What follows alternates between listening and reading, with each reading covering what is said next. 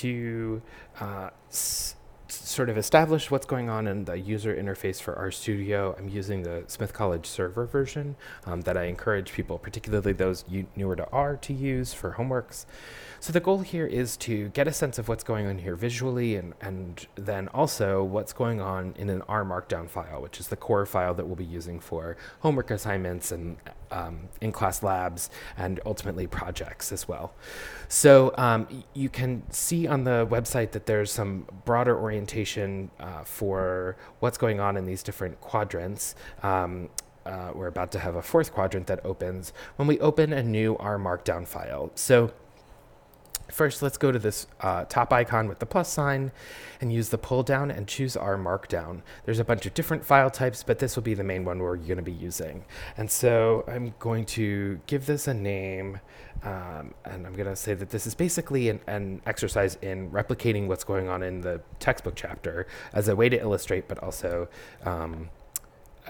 as a way to, in this video, just to orient us to what's going on here.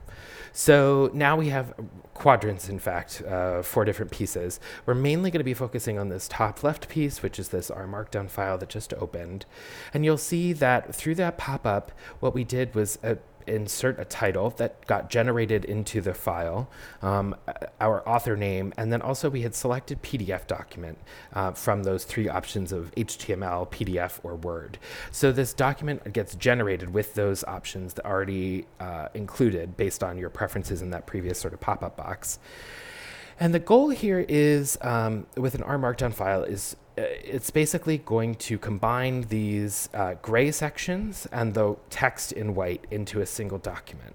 What's going on in the gray sections, which are called R code chunks, is essentially text that is not really text like a sentence so much as it is a command to R to run something, to do something, to generate a statistic, to bring in some data, to create new variables.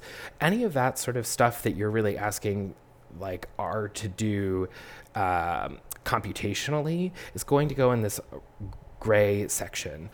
The text, on the other hand, is going to go in the white section. And so it creates this sort of like striped pattern throughout. You'll also notice that there's a couple of different pieces here. There's some text that's in blue, which is one way of indicating that that's going to be formatted text, and that gets into a more advanced piece that doesn't matter as much now, but we can certainly revisit that, and that will be actually quite useful to know how to do so that your homework and other pieces of material that you're generating for this class are well organized, and it will help whoever's reviewing that material to give you credit for it will be able to follow along.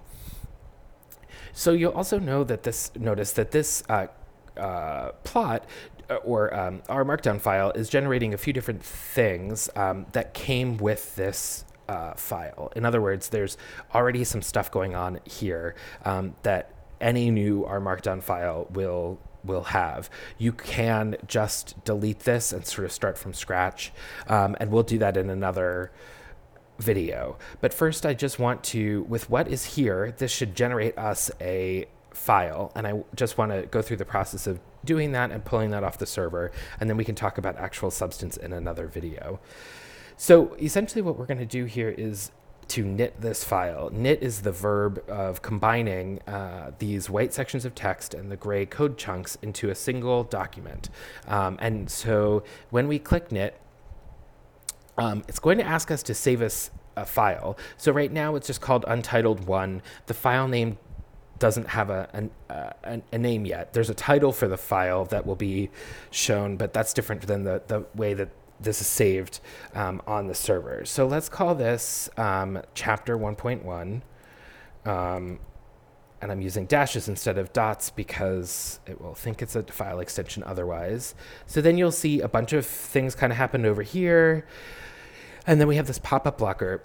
Essentially, this is that Safari or whatever web browser you're using tends to think about when the file gets generated, it pops up just like an ad, a pop-up ad on some website. So this is essentially just your web browser trying to prevent any kind of pop-up. So you can just click try again, and then you'll see that this file actually emerges. So then we have this PDF file, right? So it has the name, the author name, the date that got generated by the computer.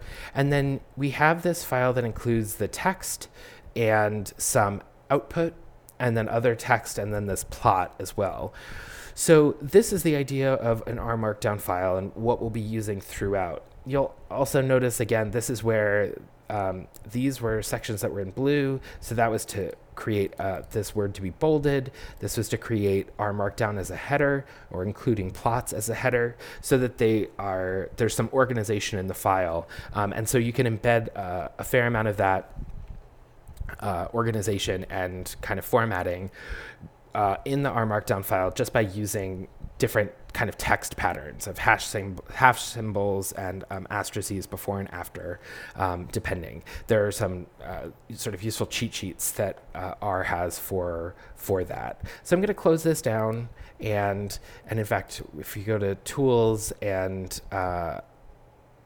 or to Help and then Cheat Sheets, that there is an RMarkdown cheat sheet and an RMarkdown reference guide that will be useful for giving some context of what some of the formatting stuff is that's going on here. So then what you'll notice in this bottom right quadrant is that we now have this chapter 1-1.rmd, which is this raw RMD file. So that's here, and the version that's a PDF version that was generated when we knit the file. So in order to get this off the server, so remember this server is all the files that are here are in your sort of private space on the school's server. So think about this as your Google Drive, if you will, or your Dropbox. But then you also need to download this file off a server. So you can click on whichever of the files you want, and you can click on multiple. And then if you go to More and Export, that will download these into as a zip file. So let's just call this chapter 1.1. And if you click download, then it will pop down into your download and have both of these files in it.